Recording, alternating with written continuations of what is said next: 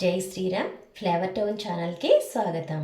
మన ఛానల్లో మొదటి వీడియో స్వీట్తో స్టార్ట్ చేయాలన్న ఉద్దేశంతో ఈరోజు నేను దేవుడి ప్రసాదంగా చేసుకోవడానికి చాలా సింపుల్గా ఈజీగా ఉండే రవ్వ కేసరి ఎలా ప్రిపేర్ చేయాలో చూపిస్తున్నాను.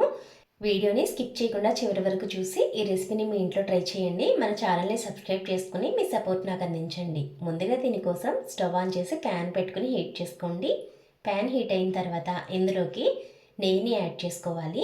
సో ఒక టేబుల్ స్పూన్ నెయ్యి వరకు వేసుకోండి, సరిపోతుంది మనం తీసుకున్న రవ్వ క్వాంటిటీకి.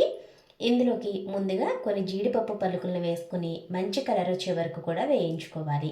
ఇవి ఇలా వేగిన తర్వాత కొన్ని కిస్మిస్లు కూడా వేసుకుని వేయించుకోవాలి. ఇందులోకి మీకు ఎలాంటి డ్రై ఫ్రూట్స్ అయినా వేసుకోవచ్చండి.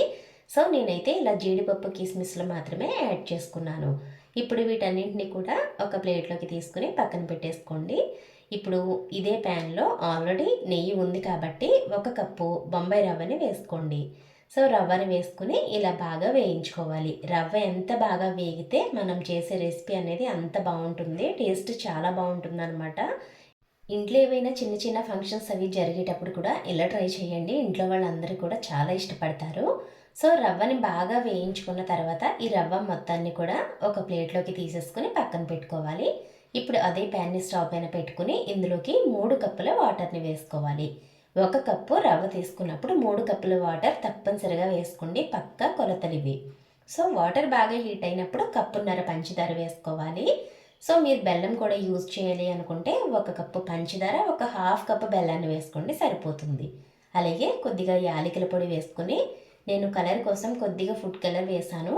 ఫంక్షన్స్ అవి ఉన్నప్పుడు కొద్దిగా ఫుడ్ కలర్ వేసుకోండి, నార్మల్గా చేసుకుంటే ఫుడ్ కలర్ అవాయిడ్ చేయండి. సో ఇది మొత్తం కూడా బాగా కలుపుకుంటూ మరిగించాలి. ఇలా మరిగిన తర్వాత ముందుగా వేయించిన రవ్వని వేసేసుకుని ఒకసారి మిక్స్ చేసుకోండి. ఇది మనకి లో ఫ్లేమ్లో పెట్టి కలుపుకోవడం వల్ల చక్కగా వెంటనే దగ్గర పడిపోతుంది.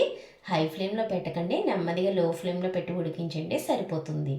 సో పక్కా కొలతలతో చేస్తున్నాం కాబట్టి మనం ఇది ఒక 2-3 రోజులైనా సరే ఫ్రిడ్జ్లో పెట్టుకుని నిల్వ చేసుకోవచ్చు, అస్సలు పాడైపోదు. అలాగే ఇందులోకి ముందుగా వేయించిన జీడిపప్పులు కూడా వేసేసుకుని ఒకసారి బాగా కలిపి స్టవ్ ఆఫ్ చేసుకోండి. సో చూసారు కదా, ఈ కన్సిస్టెన్సీ ఉన్నప్పుడు స్టవ్ ఆఫ్ చేసుకుంటే ఇది చల్లారిన తర్వాత దగ్గర పడుతుంది. సో మీరు వడ్డించుకోవడానికి చాలా బాగుంటుంది. అలాగే దేవుడి నైవేద్యానికి కూడా చాలా పవర్ఫుల్గా ఉంటుంది. చూసారు కదా, చాలా సింపుల్గా రవ్వ కేసరి ప్రిపేర్ చేసుకున్నాము. రాబోయే వీడియోస్లో చాలా రెసిపీస్ని చాలా సింపుల్గా, చాలా ఈజీగా, చాలా టేస్టీగా మీ అందరికీ కూడా చూపిద్దాం అనుకుంటున్నాను. అవన్నీ చూడడం కోసం మన ఛానల్ అయితే సబ్స్క్రైబ్ చేసుకుని మీ సపోర్ట్ అయితే నాకు అందించండి. మీరు మన ఛానల్ని ఆదరించాలని కోరుకుంటున్నాను. వీడియో నచ్చితే తప్పకుండా వీడియోకి ఒక లైక్ చేయండి. అలాగే వీడియో ఎలా ఉంది అనేది కామెంట్ చేయడం అయితే మర్చిపోకండి. మీరు చేసే లైక్ కానీ కామెంట్ కానీ నా ఛానల్కి చాలా చాలా సపోర్ట్ని ఇస్తుంది.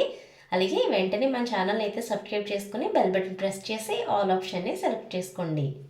మీరు ఆల్ ఆప్షన్ సెలెక్ట్ చేయడం వల్ల మన ఫ్లేవర్ టౌన్లో పంపించే ప్రతి వీడియో కూడా ఈజీగా మీ నోటిఫికేషన్లోకి వస్తూ ఉంటుంది. ఈజీగా మన వీడియోస్ని అయితే చూసేయచ్చు. రేపటి వీడియోలో మళ్ళీ కలుసుకుందాం. Thank you.